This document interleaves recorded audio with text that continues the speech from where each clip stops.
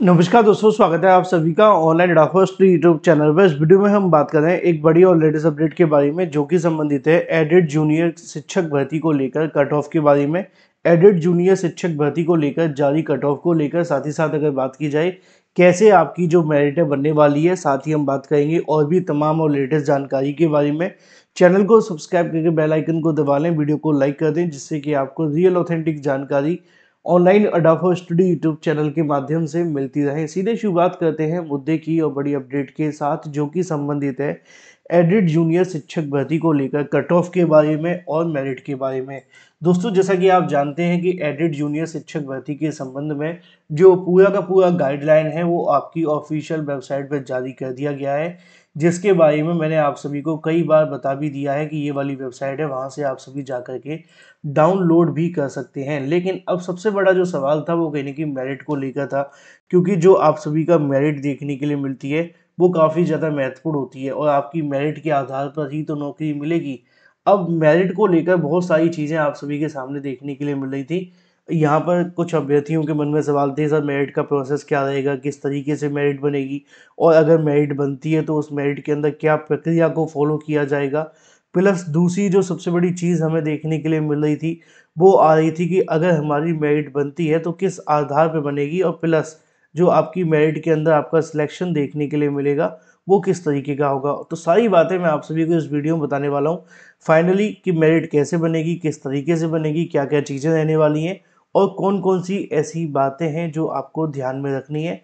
Channel को subscribe करके bell icon को दबा लेना, वीडियो को लाइक कर देना जिससे कि आपको रियल ऑथेंटिक जानकारी ऑनलाइन अडाफा स्टडी यूट्यूब चैनल के माध्यम से मिलती रहे। सीधे मुद्दे पे आते हैं। तो ऑफिशियल वेबसाइट तो आप सभी को पता होगी, मैंने कई बार बता दी है, आपको ज़्यादा परेशान नहीं होना है। और जो मैंने वेबसाइट आप सभी को बताई थी उसी वेबसाइट पे आपको जाना है। ये वाली वेबसाइट है, ठीक है। इस वाली वेबसाइट पे आप सभी जा करके अपना पूरी डिटेल चेक कर सकते हैं। यहाँ पे आपको मैंने बताए थे कुछ नोटिफिकेशन जारी किए गए थे। ये आपका वो था जो आपका नोटिफिकेशन से संबंधित था, जिसमें आपको बताया गया था कि आपकी जो योग्यता रहने वाली है, आवेदन कैसे करना है। ये वाला नोटिफिकेशन पढ़ लेना, इसमें आपको बताया है कि आपके आवेदन किस तरीके से होंगे, क्या चीज़ें आपकी माननी होंगी, क्या चीज़ें आपको ध्यान में रखनी होंगी। तो ये पढ़ लेना, बस आपके काम के जो पूरा का पूरा नोटिफिकेशन है वो ये वाला है, ठीक है। दूसरी जो चीज़ थी वो आपकी नियमावली थी। बहुत सारे अभ्यर्थी योग्यता को लेकर परेशान थे।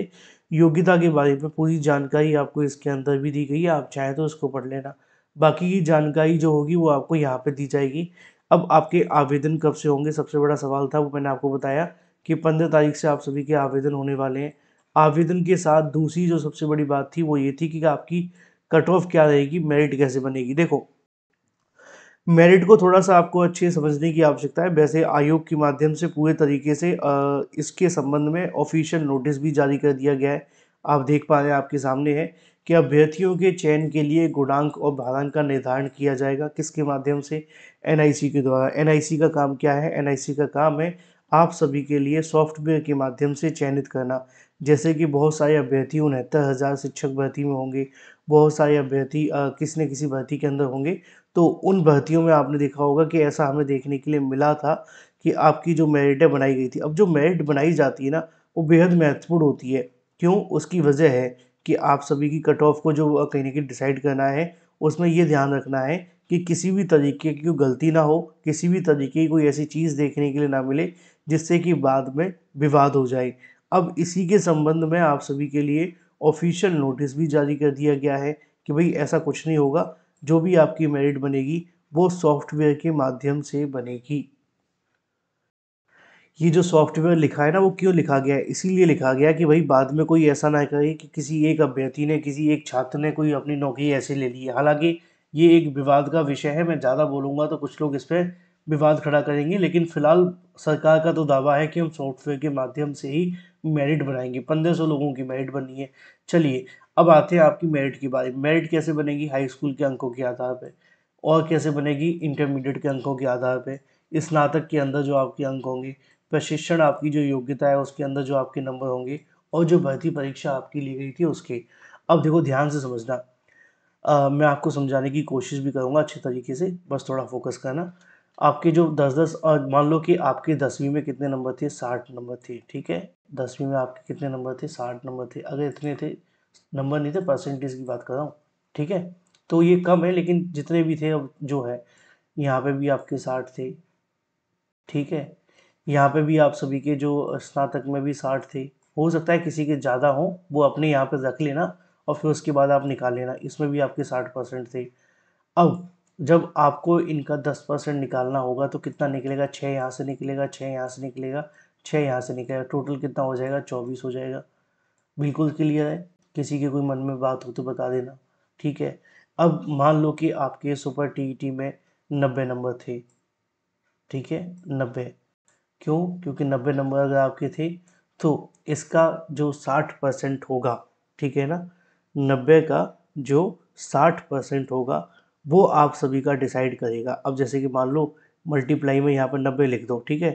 तो 90 जब आप लिखोगे तो एक जीरो कट गए ना, बचा कितना? ये वाला। तो ये आपका कितना बन गया? 36 बन गया। बिल्कुल क्लियर है? किसी को दिक्कत तो नहीं?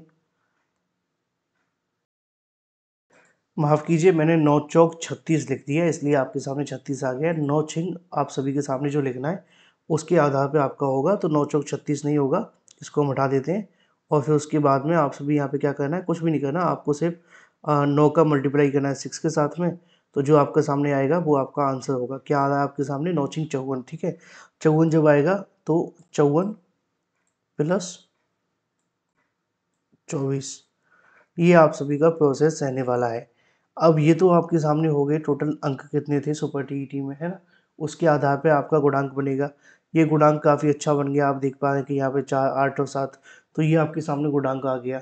ये आपकी मेरिट होगी, इसी के आधार पे आप सभी का जो चयनित है वो आपको किया जाएगा। तो ये आपका बहुत अच्छे तरीके से बन गया। अब हो सकता है कि सबका यहाँ पे 60% ना हो, किसी का यहाँ पे 50% हो सकता है, तो उसका यहाँ 5 ही जुड़ेगा, है ना। किसी का यहाँ 50 होगा तो उसका ही 5 जुड़ेगा। हो सकता है यहाँ पे आपका 6 हो, 60 हो, 70 हो, तो यहाँ 7 जुड़ जाएगा। तो डिपेंड करेगा कि आपने 10वीं और 12वीं में और स्नातक में कितने कितने नंबर हासिल किए हैं, किस तरीके से हासिल किए हैं, फिर उसके बाद आप सभी का यहाँ पर जो चयन है वो देखने के लिए मिलेगा। अब एक सबसे बड़ा सवाल ये था कि सर अगर हम इसमें सभी अभ्यर्थी आवेदन करते हैं तो क्या सभी अभ्यर्थियों को आवेदन करना चाहिए या कुछ ही अभ्यर्थियों को आवेदन करना चाहिए? देखो भाई, यहाँ पे हो गई है थोड़ी सी गलती। गलती क्यों हुई है मैं आपको बताता हूँ। असल में क्या है कि काफ़ी टाइम के बाद वैकेंसी आई है यूपी में, तो ये चीज़ें मैं फिलहाल थोड़ी सी उतर गई थी दिमाग से, एक पॉइंट यहाँ मिस कर दिया था मैंने। इस वजह से क्या हुआ कि पूरी की पूरी जो मेरिट है वो गलत बन गई है। परेशान मत होना, पूरा सही करके बताएंगे, टेंशन मत लो। अब जैसे कि मैं आपको समझाया था ना, छोटी सी गलती है, कोई बड़ी गलती नहीं है। मान लो कि यहाँ पर आपके सामने आता है, आपके 6 थे, इसमें भी आपके 6 थे, इसमें भी आपके 6 थे, इसमें भी आपके 6 थे, ठीक है ना। 60% की बात कर रहा था ना, 60% पे। तो यहाँ पे आपके 60% का टोटल कितना हो गया? 24 हो गया था। यहाँ पे एक बात आपको ध्यान रखनी है कि आपने सुपर टीईटी परीक्षा में जो नंबर प्राप्त किए हैं उनका परसेंटेज, अब मेरा कितना था? 90 था। तो मैं आपको बताऊँ, मेरा 90 नहीं था, मैं आपको बताऊँ कि 90 था। अब ये कितने कितने में से था? ये 150 में से था, ये 150 में से था। अब 150 का 150 में से 90 कितना परसेंटेज होगा? ये जब आप परसेंटेज निकालोगे तो आप पाएंगे कि ये 60% निकल करके आएगा। कितना परसेंट निकल करके आएगा? 60% निकल करके आएगा। तो ये जो 60% है, ठीक है ना, ये जो 60% है वो आप सभी के सामने यहाँ पे रखा जाएगा। अब इसको कैसे रखना है वो आपको समझना है। जैसे कि यहाँ पे ये 60% हो गया, 60% हमने यहाँ पे रख दिया, मल्टीप्लाई कितने से? 60 के साथ में, ठीक है। डिवाइडेड बाई कितने से? 100 से। जब आप यहाँ पे 100 कर दोगे तो एक जीरो से एक जीरो कट गया, एक जीरो से एक जीरो कट गया, फिर 6 बचा, ये कितना आ गया? 36 आ गया। तो ये थोड़ी कैलकुलेशन है, बस आपको ये समझनी है। थोड़ी स्टार्टिंग में गलती हो गई थी, वो मैंने सही कर दी है। तो 150 में से जो आपका आया है ना उसका परसेंटेज यहाँ पे लिखना है। ये लिखा है ना, परीक्षा में अंकों का प्रतिशत, परीक्षा में अंकों का परसेंटेज लिखना है। मैंने यहाँ पे क्या गलती की थी? सीधे नंबर लिख दिए थे। आप ऐसे मत करना, अदरवाइज निकलेगा नहीं। अगर आपको नहीं भी निकल पा रहा है ना, तो मैं आपको एक वेबसाइट दिखाता हूँ, ये वाली, ये वेबसाइट है, मैंने आपको दिखाया। जैसे कि देखो यहाँ पे आप सभी के सामने 60 है, 60 है, 60 है, 60 है, 60 है। अभी हम 90 नंबर डाले तो टोटल मेरिट कितनी निकलेगी? 60 निकलेगी। ऐसे ही मान लो किसी के यहाँ पे अगर 100 नंबर होंगे, है ना, मान लो 100 होंगे, 100 के बाद में कितने परसेंट? 64% निकलेगी। अगर मान लो किसी का यहाँ पे 120, 130, है ना, कोई पटेल पुटेल है तो उसका 72 बन जाएगा। तो ये कट आपका गुणांक जो निकल करके आएगा, मुझे उम्मीद है कि आप समझ गए होंगे। स्टार्टिंग में जो गलती हुई थी वो मैंने आपके सामने सही कर दी है। तो ये आपको बस समझना है, ज़्यादा कोई बड़ी कैलकुलेशन नहीं है। बस आपको क्या करना है कि टोटल जो 150 में से आप जितने नंबर लाए हो ना, उस नंबरों का परसेंटेज निकाल लेना है कि 150 में से कितने परसेंटेज निकला। फिर उसके बाद में आप क्या करना कि यहाँ देख लें, जैसे कि यहाँ पे अगर किसी का 70 होता है ना, और 70 तो चलो बाहर ही हो गया, मान लो किसी का 100 ही होता, ठीक है, तो अगर इसमें से निकालते जो परसेंटेज निकल के क्या आता वो इसके साथ मल्टीप्लाई कर देते, डिवाइड इससे कर देते, जो नंबर आता उसको अकेडमिक में जोड़ देना है। ये हो गया आपका मेरिट का सिनारियो। उम्मीद है कि आप समझ गए होंगे, स्टार्टिंग में जो गलती हुई थी मैंने सही कर दी है। अब देखो यहाँ पर एक सबसे बड़ा सवाल आया था बहुत सारे अभ्यर्थियों का कि सर कितने नंबर वाले आवेदन करें। देखो मैं तो कहूँगा सभी अभ्यर्थी आवेदन कर दो चुप करके, चाहे कोई भी है, आपको आवेदन तो करना ही करना है। आवेदन करने से आपको पीछे नहीं हटना। हाँ ये सच है कि सबको नौकरी नहीं मिलेगी, बिल्कुल नहीं मिलेगी। तो अभ्यर्थी कहते हैं फिर हम आवेदन क्यों करें, इसलिए कि मान लो अगर आपका लक अच्छा था, आपकी मेरिट भी अच्छी है और आपकी कैटेगरी के अंदर अभ्यर्थी मौजूद नहीं है और हो सकता है कि आपको ही नौकरी मिल जाए, तो आवेदन तो आप सबको करने हैं, ये आपको याद रखना है।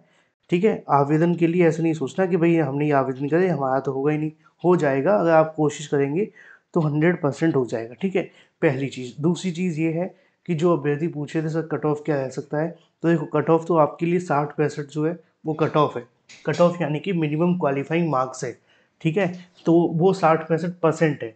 बहुत सारे अभ्यर्थी इसमें कन्फ्यूज होते हैं, सर हमारे 60-65 नंबर हैं तो क्या हम पास हैं, नहीं, 60-65 नंबर नहीं है। अगर आपको नंबर देखने हैं तो ये आपको देखना है, 60-65 आपको नंबर देखने हैं तो आपको 90-97 देखना है। ये 90-97 नंबर है। अगर आपके 90 से लेकर के 97 नंबर है और अगर आप रिजर्व कैटेगरी में हैं तो 90 वाले अभ्यर्थी पास हैं।